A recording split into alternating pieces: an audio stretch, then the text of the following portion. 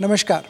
रीनीट 2026 हो चुका है और काफ़ी सारा उत्साह एस्पिरेंट्स में देखा गया, लेकिन कईयों की एक्सपेक्टेशंस के अनुरूप पेपर नहीं आया। पेपर मॉडरेट टू टफ की तरफ बताया जा रहा है। इसके बारे में आज हम बात करेंगे सीकर की एकमात्र संस्था जिसने ऑल इंडिया रैंक फर्स्ट दिया है 2 बार के डायरेक्टर और खुद एक फैकल्टी प्रदीप बुडानिया सर से। सर, नीट का एग्ज़ाम देने के बाद में कई सारे सवाल एस्पिरेंट्स के मन में भी और पेरेंट्स के मन में भी होते हैं और वो उनका जवाब चाहता है। आप जैसे जिम्मेदार व्यक्ति से हम चाहेंगे कि आप उन्हीं सवालों का जवाब दें और इसकी शुरुआत हम करते हैं कि रीनीट 2026 ओवरऑल कैसा रहा? क्या ये एग्ज़ाम स्टूडेंट्स के लिए, एस्पिरेंट्स के लिए फेयर रहा? निश्चित तौर पे मैं तो ये मानता हूँ कि मैं तो 26 साल हो गया मेरे को इस फील्ड में काम करते हुए। तो मैंने तो जितने भी ये एग्ज़ाम्स देखे हैं, जेई के एग्ज़ाम्स, मेडिकल के एग्ज़ाम, मैं तो मानता हूँ इतना ऑथेंटिक एग्ज़ाम जिस तरीके से इन्होंने करा है, मैं तो नहीं मानता हूँ कि कहीं और होता होगा। इतना सिक्योरिटी मापदंड इतने अच्छे थे, बाकी व्यवस्थाएं बहुत अच्छी थी। तो निश्चित तौर पे अब की बार वाला एग्ज़ाम हम तो मानते हैं कि यार काफ़ी अच्छे से हुआ और आगे भी उम्मीद ये करेंगे कि एग्ज़ाम इसी तरह से कंडक्ट होने चाहिए। तो जिस तरह से सरकार ने व्यवस्थाएं की, एनटीए ने जिस तरह से व्यवस्थाएं की, ये व्यवस्था 3 मई को भी हो सकती थी और ये फ्यूचर में भी हो सकती है। तो ये इसी तरह से हो तो निश्चित तौर पे बच्चों का भी विश्वास सिस्टम में कहीं न कहीं बनेगा, लोगों का भी विश्वास सिस्टम में बनेगा। 3 मई को एग्ज़ाम हुआ जो कैंसिल हो गया था, फिर 21 जून को एग्ज़ाम हुआ। इन दोनों एग्ज़ाम के पेपर में सबसे ज़्यादा डिफरेंस या दोनों में क्या अंतर आप देखते हैं? नहीं, पेपर में तो नो डाउट कंपटीशन में देखो होता क्या है कि ये भी एक पेपर का पैटर्न कैसा आएगा, वो भी एक सस्पेंस होता ही है एग्ज़ाम में। जैसे पहले से किसी चीज़ का पता चल जाए कि पेपर इजी आएगा कि पेपर टफ आएगा, वो भी एक्चुअल में एक पेपर लीक ही होता है। किसी बच्चे को ये पहले से पता लग जाए कि पेपर कैसे से आएगा, तो वो भी कहीं न कहीं एक पेपर लीक की कैटेगरी में आता है। तो ये तो एक उसी समय कहीं न कहीं कंपटीशन में ये देखा जाता है कि किसी बच्चे का डिसीजन मेकिंग किस तरह का से स्ट्रॉन्ग है और हर तरह की सिचुएशन किस तरह से हैंडल करता है। जैसे मेडिकल में जैसे आगे जाके बच्चा डॉक्टर बनने जाता है, एमबीबीएस का पढ़ाई करता है, वहाँ कोई फिजिक्स काम नहीं आती, कोई केमिस्ट्री काम नहीं आती, कोई बॉटनी काम नहीं आती। एक सब्जेक्ट होता है जूलॉजी, जिसका 25% नीट में वेटेज होता है।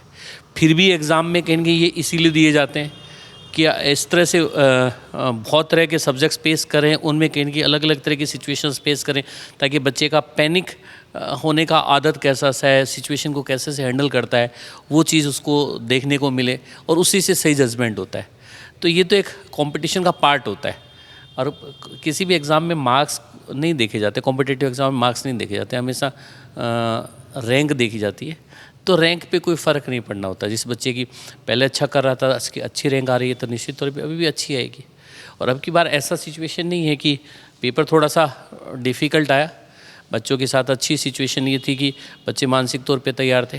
पहली बात तो 2025 का पेपर थोड़ा सा डिफ़िकल्ट आया था, तो इस साल बच्चों के दिमाग में पूरा उसी के रेफरेंस में प्रिपरेशन का मोड था। तो 3 मई का जो पेपर हुआ था वो अनएक्सपेक्टेड था बच्चों के लिए। उसकी उम्मीद ऐसा पेपर आएगा, उसकी उम्मीद किसी बच्चे को नहीं थी। बाकी ये एग्ज़ाम जो अब हुआ है उसकी उम्मीद कहीं कि 3 मई को थी बच्चों को कि ऐसा सा आएगा। बाकी फिर 3 मई में कहीं कि बच्चों के दिमाग में काफ़ी कुछ ये आ गया था कि यार ये इजी आया, आज तक का हिस्ट्री इस तरह का रहा है, जब कोई री एग्ज़ाम कंडक्ट हुआ है वहाँ हमेशा पेपर का लेवल अच्छा है, तो बच्चा काफ़ी कुछ मानसिक तौर पर तैयार था। तो पेपर 2025 जैसा सही था, लेकिन 2025 में आपने भी कहीं कहीं देखा होगा, सेंटर्स कवर किए होंगे। हम लोग भी जाते हैं, जैसे बच्चों के एग्ज़ाम ख़त्म होता है, बच्चे जब एग्ज़ाम में जाते हैं उस समय भी जाते हैं। तो लास्ट ईयर ऐसा सिचुएशन था कि एग्जामिनेशन हॉल से कहीं की बच्चे जब निकले थे तो रोते धोते कहीं की बच्चे निकले थे, और अब की बार इस तरह का सा सिचुएशन नहीं था, जबकि पेपर वैसा सही था। उसके पीछे लॉजिक था कि बच्चा मेंटली थोड़ा सा प्रिपेयर था। किस सब्जेक्ट ने एस्पिरेंट्स को सबसे ज़्यादा सरप्राइज़ किया? सब्जेक्ट तो ये था कि फ़िज़िक्स तो 2025 पे भी सरप्राइजिंग था ही, तो बच्चा उसके लिए काफ़ी कुछ मानसिक तौर पे तैयार था। केमिस्ट्री ने थोड़ा सा ज़्यादा सरप्राइज़ किया, क्योंकि केमिस्ट्री का पेपर है वो इतना डिफ़िकल्ट 2025 में भी नहीं आया था, काफ़ी ठीक सा पेपर था और 3 मई को बहुत ही आसान था। तो आज तक का भी ऐसा है कि केमिस्ट्री का पेपर जिस तरीके की अप्रोच से केमिस्ट्री का पेपर बनाया गया, मैं तो खुद केमिस्ट्री डील करता हूँ, केमिस्ट्री पढ़ाता हूँ मैं, तो मैं तो इस सब्जेक्ट से थोड़ा ज़्यादा भी जुड़ा हुआ हूँ। तो मैंने तो 26 साल से मेरे को पढ़ाते हुए हो गए, तो इस तरह का सा पेपर जिस तरह से इसने क्वेश्चंस की फ्रेमिंग की, जिस तरह के क्वेश्चंस पेश किए, वो आज तक मैंने नहीं देखे। तो वो कहीं के बच्चों के लिए जो अब नॉर्मल पेपर है वो फिजिक्स का नहीं था, मैं तो कहूँगा केमिस्ट्री का रहा बच्चों के लिए। ओके, क्या कोई पूरे पेपर में ऐसा क्वेश्चन था जो कि जिसके बोनस अंक मिल सकते हैं या जो लीगल में अटक सकता है? ऐसे तो हर सब्जेक्ट में ही होते हैं। अब होता क्या है कि अब जैसे ऐसे तो फिज़िक्स में भी कहीं की एक सवाल है जिसमें कहीं की कंट्रोवर्सी है, बोनस हो सकता है। एक सवाल के मल्टीपल ऑप्शन भी दिए जा रहे हैं, हम लोग ने भी 2 ऑप्शन दिए हैं। ऐसे चैलेंजिंग हम लोग तो ऐसा बोनस तो नहीं सोचा, लेकिन केमिस्ट्री में भी एक सवाल ऐसा है जो चैलेंजिंग हो सकता है। वो उसकी लैंग्वेज थी, वो कहीं की गलत थी, लेकिन वो जवाब फिर गलत लैंग्वेज के अकॉर्डिंग ही बच्चे ने भी दिया है और हमने भी उसी तरीके से दिया है, तो वो भी चैलेंज हो सकता है। बायोलॉजी में भी 2 सवाल ऐसे हैं जो थोड़े से कंट्रोवर्शियल है, तो बोनस तो नहीं हो सकते, उनके आंसर कहीं के एक्सपेक्टेशंस के अनुरूप ना हो, चेंज हो सकता है। तो ऐसा तो जहाँ पेपर ठीक सा पेपर आता है वहाँ हर साल कहीं की ऐसा सिचुएशन होता है कि एनटी किस तरह का आंसर देगा, लास्ट मोमेंट तक हम लोगों को पता चल पाता है। ओके, एक एस्पिरेंट जिसने रीनीट दिया है, अब वो पेपर का एनालिसिस किस तरीके से करे? पेपर का एनालिसिस ये है कि लास्ट ईयर के रेस्पेक्ट में देखें। जैसे नॉर्मली क्या होता है कि बहुत सारे इस पेपर का जो डिस्कशन एनालिसिस इस तरह से करने की कोशिश करते हैं कि 2024, 23, 22, 21 किस तरह का सा ट्रेंड रहा था, तो लोग हर आदमी जो स्टार्ट करता है वो 600 प्लस से कहीं की स्टार्ट करने की कोशिश करता है, उसके रेस्पेक्ट में देखता है। तो वो मैं कहना चाहूँगा कि वो 2020, 21, 22, 23, 24 का पेपर का मोड अलग होता था, और 2025 और 26 के पेपर का मोड अलग है। वहाँ क्या होता था कि 200 क्वेश्चंस आते थे, 3 घंटे 20 मिनट मिलते थे और 20 सवाल छोड़ने के होते थे, इस तरह का सा सिस्टम था। लेकिन लास्ट ईयर और इस साल ऐसा था कि 180 क्वेश्चंस आते हैं, 180 के 180 करने होते हैं, तो वहाँ के साथ वो कंपेयर नहीं हो सकता। 2020 के 25 के साथ कंपेयर किया जा सकता है। तो 25 का पेपर का ऐसा था कि उसकी कट ऑफ अनएक्सपेक्टेड काफ़ी नीचे आई थी, 525 मार्क्स पे ऑल इंडिया कोटे में जो सीटें मिलती हैं बच्चों गवर्नमेंट मेडिकल कॉलेज में, वो मिली थी। तो उसके रेस्पेक्ट में कहीं कहीं बच्चों को देखना चाहिए, न कि 3 मई के रेस्पेक्ट में। अब बहुत सारे पेरेंट्स या बहुत सारे जो बच्चे हैं वो इस चक्कर में डिमोरलाइज हो चुके हैं कि 3 मई को जो एग्ज़ाम हुआ था उसमें बच्चे ने अच्छा स्कोर किया, अब उसकी कंपेयर में काफ़ी कुछ मार्क्स है वो कहीं की घट रहे हैं, तो उसके टेंशन ये है कि यार इतने कैसे कम हुए। तो वो तो ये है कि हम लोग एवरेज, हमारा कैलकुलेशन है कि 60 to 70 मार्क्स है वो बच्चा जो 3 मई को स्कोर करने गया उसकी कंपेयर में नीचे आ रहा है, और वो उतनी कट ऑफ कहीं के नीचे निश्चित तौर पे आ जाएगी, तो उससे एक्चुअल में लॉस तो हुआ ही नहीं। अब बच्चे पे हालांकि कई पेरेंट्स इस तरह का प्रेशर भी बच्चों पे थोड़ा सा बना रहे थे, तो हम लोग पेरेंट्स को भी बोलते ही थे कि किसी बच्चे के 690 आ गए तो उस बच्चे को ये कहना स्टार्ट कर दिया कि यार कि तेरे को तो 720 लेके आने हैं, तो उसके दिमाग में कहीं 720 घुसा दिया, तो उसके लिए पैनिक सिचुएशन थी। किसी बच्चे के 650 स्कोर कर रखा हो तो उसको ये टारगेट दे दिया कि तेरे को 700 को क्रॉस करना है, तो वो फिर 700 को सोच के पेपर को अटैम्प्ट करने जाता है, तो उसके लिए थोड़ा सा सिचुएशन अब नॉर्मल हो सकता है। लेकिन वो पेपर का डिफ़िकल्टी लेवल कैसा सा उसको भांप के कहीं की जाएगा तो निश्चित तौर पे उसके लिए कोई प्रॉब्लम नहीं होनी है। कट ऑफ को लेकर और गवर्नमेंट मेडिकल कॉलेज में जो एडमिशन के लिए जो मार्क्स चाहिए उनको लेकर इनिशियली आपका क्या थॉट है, क्या अजम्पशन है? वैसे तो ये इंडिया बहुत बड़ा होता है, ये इस तरह से सोच हम लोग तो केवल और केवल एक थोड़ा बहुत प्रिडिक्शन कर सकते हैं कि ऐसा सा हो सकता है। बाकी तो बहुत बड़े लेवल पे एग्ज़ाम होता है, बहुत जगह का कहीं की सिनारियो कैसा सा रहता है वो देखा जाता है। लेकिन मैं ये थोड़ा सा बोलना चाहूँगा, स्टेट की बात न करके मैं केवल ऑल इंडिया कोटे की बात करूँ तो, और ऑल इंडिया कोटे की जो गवर्नमेंट मेडिकल कॉलेज होती हैं, एम्स वगैरह जो होते हैं, उनके लिए हम लोग ये मानने कि लास्ट से जो कट ऑफ था 525 मार्क्स था, उसकी कंपेयर में ये थोड़ा सा कट ऑफ थोड़ा सा ऊपर जाएगा। ऊपर क्यों जाएगा? क्योंकि बायोलॉजी लास्ट ईयर थोड़ा सा लेंदी था और बायोलॉजी इस बार थोड़ा सा आसान है, और प्लस बच्चा पिछले साल थोड़ा सा मेंटली प्रिपेयर नहीं था, इस साल थोड़ा सा मेंटली प्रिपेयर है। इस बार 15 मिनट के इनके बच्चे को थोड़ा सा एक्स्ट्रा भी मिले, ये कई सारे फैक्टर्स हो सकते हैं। हालांकि इसमें एक नेगेटिव फैक्टर ये है कि यार जो जोश बच्चों में कहीं कि 3 मई को था वो जोश 21 जून को नहीं था। यही पेपर यदि 3 मई को होता 21 जून वाला, तो निश्चित तौर पे आज जो बच्चा परफॉर्म कर रहा है उसकी कंपेयर में ज़्यादा अच्छा करता। तो कईयों के दिमाग में था कि एक्स्ट्रा टाइम मिल गया तो एक्स्ट्रा एडवांटेज हो जाएगा। एडवांटेज नहीं, वो डिसएडवांटेज है, क्योंकि बच्चों का जो टेम्पो बना हुआ था, फ्लो बना हुआ था, वो कहीं की टूटा है। तो हम लोग तो ऐसा सा मान रहे हैं कि यार ये उससे कहीं न कहीं 15 मार्क्स 20 मार्क्स के लमसम कहीं न कहीं आगे जा सकता है। तो 540 ±5 उससे थोड़ा ऊपर भी जा सकता है 5 नंबर, या 5 नंबर नीचे भी आ सकता है। ये जनरल कैटेगरी और ओबीसी कैटेगरी, ओबीसी में भी सेम ही कट ऑफ होता है, उसके लिए हम बोलते हैं। ईडब्ल्यूएस में कहीं न कहीं 5 नंबर थोड़ा नीचे आ जाता है, तो ये 540 के आसपास कट ऑफ रहने की संभावना है। बहुत सारे ऐसे एस्पिरेंट्स होंगे जिनका उम्मीद के मुताबिक नहीं गया पेपर, उन्हें अब क्या करना चाहिए? क्योंकि वो बहुत सारे वीडियोस देख रहे हैं, बहुत सारा ज्ञान उनको इधर उधर से मिल रहा है कि ऐसा जाएगा, ये कट ऑफ रहेगी, ये स्कोर रहेगा, उनको लगता है कि हमारा तो कुछ भी नहीं हो पाया। उन्हें अभी क्या करना चाहिए? क्या उन्हें तसल्ली से अभी इंतज़ार करना चाहिए कुछ और डेटा का, या फिर उन्हें ड्रॉप के बारे में सोचना चाहिए? क्या करना चाहिए? मैं तो देखो यही मानता हूँ कि जिस बच्चे ने अच्छा किया है तो निश्चित तौर पे वो बधाई का पात्र है, अच्छा किया उसने। कुछ बच्चे ऐसे से बॉर्डर लाइन पे कहीं न कहीं कट ऑफ के आसपास हम जो बता रहे हैं टेंटेटिव, तो वो ये है कि उन बच्चों को कहना चाहूँगा कि आपको एक बार वेट करना चाहिए, क्योंकि हम जो कट ऑफ बताते हैं वो भी एग्जैक्ट नहीं होता, टेंटेटिव होता है। आप जो मार्क्स काउंट कर रहे हो वो भी टेंटेटिव है। अभी अपनी बात की कि एंटी कैंसर की में कुछ फेरबदल हो सकते हैं, कुछ तो वहाँ भी मार्क्स में भी उथल पुथल थोड़ा बहुत हो सकता है। 2 सवाल का उथल पुथल होते ही मामला पूरा चेंज हो जाता है। तो जो इसके आसपास वाले बच्चे हैं 10-15 नंबर नीचे या 10-15 नंबर ऊपर, वो बच्चे इनके आराम से इनकी रिज़ल्ट का वेट करें, रिज़ल्ट जल्दी आ जाएगा। और जिन बच्चों की परफॉर्मेंस कट ऑफ से काफ़ी नीचे है, मैं तो यही कहूँगा कि आपने प्रयास किया, अच्छा किया, फिर भी कहीं की कुछ खामी ज़रूर रही होगी, तो अपने आप से कहीं की बात करिए, अपने आप को थोड़ा सा अपना फीडबैक दीजिए कि क्या खामियां छोड़ी जिसके कारण मैं कहीं की अच्छा परफॉर्म नहीं कर पाया। और वो खामियों का एनालिसिस करके आप ज़िंदगी में कहीं की उठोगे, खड़े होगे, दोबारा कहीं की स्टार्ट करोगे, तो निश्चित तौर पे सफलता ज़रूर मिलेगी। अब स्टार्ट का ये है कि आपका कहीं कहीं ड्रीम ही है कि मेरे को मेडिकल कॉलेज में ही जाना है, तो निश्चित तौर पे आपको कहीं कहीं इसी डायरेक्शन में जाना चाहिए। क्योंकि फिर आदमी क्या होता है कि ताज़िंदगी हमेशा गिल्ट रहता है कि यार काश मैं ऐसा सा डिसीजन ना लेता दूसरी डायरेक्शन में जाने का, तो आपको हमेशा गिल्ट मोड में रहता है। तो आदमी को प्रयास करना चाहिए। लेकिन मैं ये ज़रूर कहना चाहूँगा उन बच्चों को कि ऐसे सीधे कि यार मेरे को एडमिशन ले लेना है, दोबारा तैयारी करना स्टार्ट करना है किसी इंस्टीट्यूट में, दोबारा प्रिपरेशन, बहुत बड़ा चेंज नहीं आता। जब तक आप अपने आप को अपनी कमियां नहीं बताओगे, अपनी खामियां नहीं बताओगे कि यार मेरे में समस्या क्या है, और अपने आप से कमिटमेंट नहीं करोगे कि यार इन प्रॉब्लम्स को मैं सॉर्ट आउट करूँगा इस साल। और यदि ज़िंदगी में आदमी अपने आप को फीडबैक दे लेता हो, अपनी खामियां ढूंढ लेता हो और अपने आप से कमिटमेंट कर लेता हो, तो मैं तो ये नहीं मानता कि वो कभी फेल्योर होता है।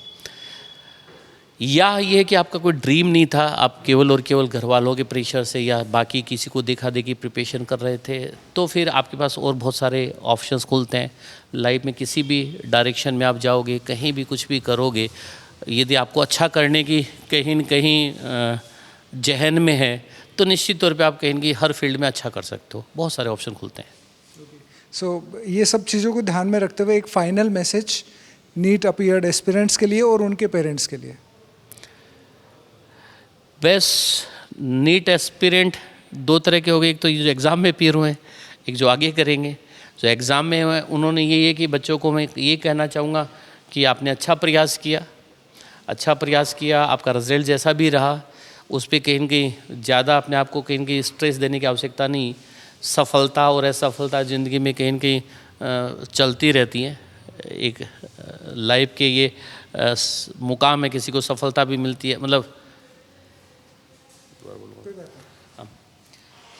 ये ज़िंदगी में सफलता और असफलता कहीं न कहीं जुड़े रहते हैं आपस में। किसी को सफलता भी मिलती है, असफलता भी मिलती है। मैं तो ये भी मानता हूँ कि यार ज़िंदगी में बहुत बड़ा आदमी वही बनता है जिसने कहीं न कहीं असफलता का स्वाद चखा हो, क्योंकि वो जितना अर्ली चख लेता है वो उतना ही मेंटली टफ हो जाता है और कहीं न कहीं अपने आप से कमिटमेंट इस तरीके से करता है कि यार मेरे को बहुत अच्छा करना है, तो निश्चित तौर पे बहुत अच्छा अचीवमेंट करता है। ये तो ज़्यादा वरी होने की आवश्यकता नहीं है। ज़िंदगी का ये अंतिम पड़ाव नहीं होता। किसी भी बच्चे को कोई फेल्योर मिल रहा हो या मन मुताबिक रिजल्ट नहीं बन रहा हो, तो ये ज़िंदगी का कोई अंतिम पड़ाव नहीं है। ऐसे मुकाम बेटा बहुत सारे कहीं कि आपको लाइफ में और देखने को मिलेंगे। ये तो बहुत छोटा सा एक इंसिडेंट है कि आपकी लाइफ में कहीं कि आप एग्ज़ाम देने गए, उस एग्ज़ाम में आप सेलेक्ट नहीं हो रहे, फेल्योर हो। ज़िंदगी में ऐसे ऐसे इंसिडेंट हो जाते हैं लाइफ में, कहीं कि सब कुछ ख़त्म हो जाता है, फिर भी आदमी जीना थोड़ी छोड़ता है, फिर भी वो आगे बढ़ता है और कहीं न कहीं लाइफ में उसके स्वर्णिम कहीं न कहीं जो टाइम है वो आता ही है, गोल्डन पीरियड आता ही आता है। तो इसलिए बच्चों को ये कहूँगा ज़्यादा इस चीज़ पे फोकस करने की आवश्यकता नहीं।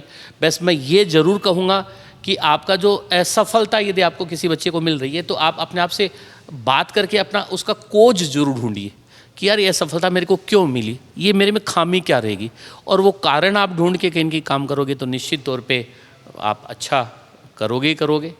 आगे फ्यूचर में जो बच्चे कहीं की नीट एस्पिरेंट बनने वाले उनको यही कहूँगा कि ये कंपटीशन है, अच्छा सा काम करोगे, अच्छे बच्चे कहीं की सेलेक्ट हो रहे हैं, अच्छा सा मेहनत करके अच्छी रैंक भी बच्चे दे रहे हैं, तो आपके लिए भी ज़रूर कहीं की ये रास्ते खुलने वाले, निश्चित तौर पे आप लोग भी अच्छा करोगे। अब आपने क्योंकि सीकर को स्वाद चखा दिया 720 का, और हम वो फिर से एक्सपेक्ट कर रहे हैं, उम्मीद कर रहे हैं, क्या लगता है इस बार क्या गोल्डन स्कोर सीकर या कहीं से भी आ पाएगा? नहीं, 720 तो लास्ट ईयर 720 नहीं, 700 मार्क्स ही नहीं थे लास्ट ईयर का। नहीं, ये आप अपनी ये तो बात करें तो कंपटीशन में ये नहीं होता कि क्या मार्क्स है, कंपटीशन में ये होता है क्या रैंक है, कितना आप रिलेटिव परफॉर्मेंस देखा जाता है, और बहुत कुछ पेपर के लेवल पे डिपेंड करता है।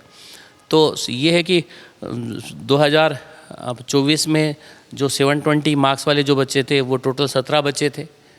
अभी 3 मई को जो पेपर हुआ था उसमें भी ये थे कि बहुत सारे बच्चे कि इनकी 2024 के अकॉर्डिंग ही बनने वाले थे 720 पे, और 2025 का नीट का पेपर ऐसा सा था जिसमें 686 पे इनकी टॉपर था, 700 नंबर भी नहीं है, तो बहुत सारा सीन ऐसा है। तो मेरा तो एक आकलन ऐसा सा है कि ये पेपर है वो कहीं की 720 वाला सा नहीं है कि 720, क्योंकि 3 घंटे 15 मिनट तो ज़्यादा मिले थे बच्चों को, लेकिन 3 घंटे में 180 क्वेश्चंस एक्यूरेटली करना, इस तरह के पेपर में एक्यूरेटली करना बहुत कठिन सा टास्क था, तो मुश्किल है।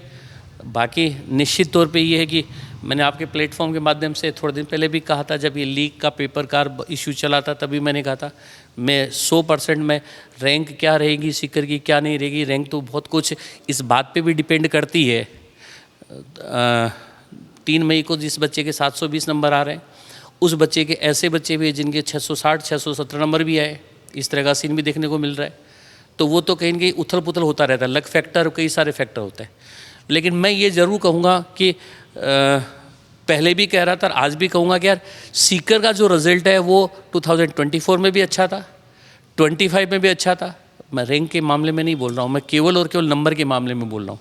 और सीकर को जो क्रिटिसिज्म मिला वो केवल और केवल नंबर के मामले में मिला, क्या इतने बच्चे कहीं की सीकर से सिलेक्ट होता है। और ये मैं दावे के साथ कह सकता हूँ कि यार ये 2026 में भी कहीं की ये नंबर उससे बहुत बेहतरीन होने वाली है। और ये मैं तो ये मानता हूँ ये जो रीनीट हुआ, जो इंसिडेंट हुआ, वो सीकर के लिए एक बहुत गोल्डन अपॉर्चुनिटी है। 2024 में सुप्रीम कोर्ट में कहीं ये केस गया था रीनीट का ऐसा दोबारा कराने का, उसमें कहीं की सीकर पहली बार देश के मैप पे कहीं के आया कि यार सीकर भी कोई जगह है जहाँ इस तरह प्यारा रिजल्ट बनता है। हालांकि वो क्रिटिसिज्म के पॉइंट ऑफ व्यू से आया और पॉजिटिव भी आया, दोनों चीज़ें आई, लेकिन वो सीकर कहीं एक ऐसे से शक की दृष्टि से कहीं के देखा जा रहा था। और अभी 3 मई को जब हुआ, हालांकि सीकर ने पेपर लीक करवाने में मदद की, सीकर ने प्रूफ प्रोवाइड किए कि आपका पेपर लीक हो चुका है, और वहाँ सीकर को इस तरह से क्रिटिसाइज़ किया गया कि यार जो पेपर का लीक का जो केंद्र है वो कहीं कहीं सीकर, हालांकि वो इन्वेस्टिगेशन में सब आ गया था कि उसका लातूर वगैरह कहीं के पुणे वो एपी सेंटर थे, लेकिन फिर भी सीकर को ऐसे क्रिटिसिज्म मिला। लेकिन मैं ये मानता हूँ कि यार ये दोबारा केवल सीकर के लिए हुआ है, और सीकर कहीं न कहीं अब हर आदमी की जो दृष्टि है वो कहीं की सीकर पे केंद्रित है। और अब ये 100% आज मानना पड़ेगा सबको कि अब जो रिजल्ट आएगा वो 100% ऑथेंटिक रिजल्ट होगा। और मैं आप सब जो मीडिया बंधुओं को यही कहना चाहूँगा कि अब जो सीकर का रिजल्ट आए ना, उसको कहीं न कहीं आप सीकर के लिए हाईलाइट ज़रूर करना, ताकि लोगों को पता लगे कि यार सीकर में वाकई में मेहनत होती है। तो रैंक वैंक तो बाकी बहुत कुछ लक फैक्टर होते हैं, किसी की ऊपर आ जाती है, किसी की नीचे आती है। बस ये जरूर कहूँगा कि 720 नंबर नहीं आएंगे इस वाले पेपर में, 720 नंबर नहीं आने हैं। बहुत धन्यवाद सर। तो सर ने बता दिया है कि सीकर विलन नहीं है, सीकर हीरो है, और एक बार फिर से हीरो बनने वाला है। तो क्रिटिसिज्म करने वाले एक बार फिर से तैयार हो जाएं, चाहे पॉपकॉर्न लेके। लेकिन कमाल की बात यह है कि सर ने बहुत अच्छे से एक्सप्लेन किया है कि कट ऑफ क्या रहने वाली है, पेपर का एनालिसिस क्या करना है, पेरेंट्स को किन चीज़ों का ध्यान रखना है, और अगले कुछ दिनों तक स्टूडेंट्स को भी किस तरीके से अपना माइंडसेट रखना है। आने वाले दिनों में रिजल्ट्स भी आएंगे, उसके बाद में आपको कई सारे फैसले करने होंगे, लेकिन इस वक्त आपको पेशेंस बनाए रखना है और थोड़े दिन के लिए आपको ठंडे दिमाग से बस सोचना है, समझना है और चीज़ों को ऑब्जर्व करना है। बहुत जल्दी नतीजे आपके सामने होंगे और आपके कोचिंग इंस्टीट्यूट्स, आपके फैकल्टीज़, आपके पेरेंट्स सब आपके लिए बिल्कुल वैसे ही रहेंगे जैसे 3 तारीख के एग्ज़ाम के बाद थे। आज 21 तारीख के एग्ज़ाम के बाद भी वो प्यार आपको लगातार मिलते रहा है। आपका स्कोर एक्सपेक्टेड क्या है वो आप कमेंट करके हमें ज़रूर बताएं, और जो भी आपके आसपास में नीट एस्पिरेंट है जिसने एग्ज़ाम दिया है या जो देने जा रहा है उसके साथ आप इस वीडियो को ज़रूर शेयर कर दें। Thank you very much. Thank you sir.